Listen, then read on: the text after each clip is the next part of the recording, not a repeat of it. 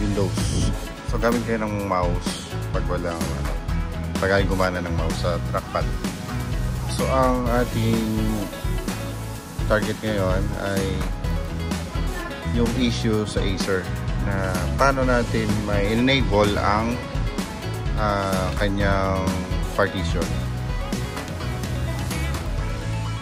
Okay, so check natin yan.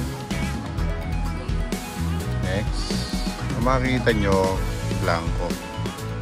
Okay, so yan, pagka blanco ganan, meron tayong kailangang i-set up sa BIOS. So itong Acer Travelmate P2041 kanyang model. So cancel natin yan, then pasok tayo ng BIOS.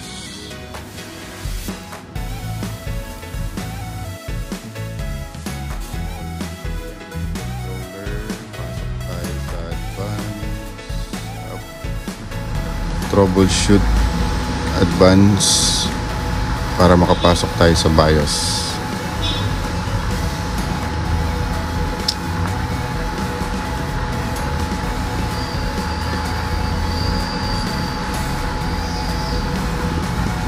Then dito tayo sa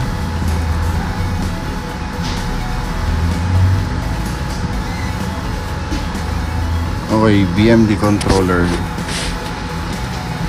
Click nyo lang yung control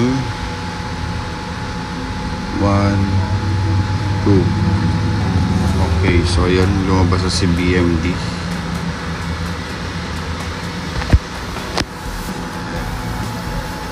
Ang gagawin natin dyan ay disable nyo lang yan. Pag naka-enable, disable nyo. Then boot priority si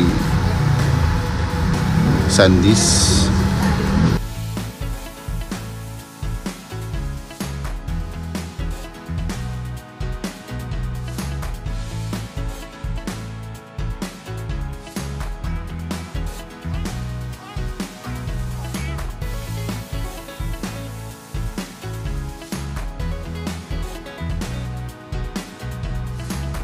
So yun, lumabas na yung kanyang so magbubura na ng mga laman.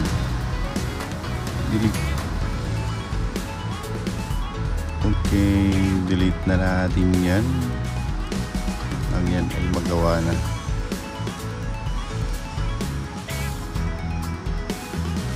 So yun, clean.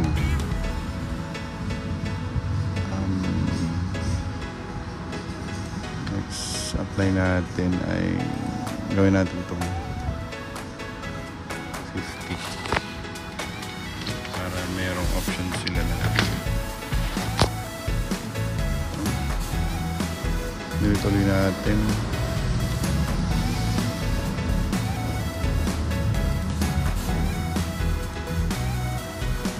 So gawin natin itong 50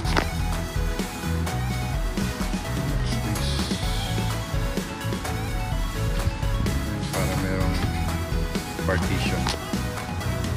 Para meron siyang partition na 500. Then sa primary tayo mag-install.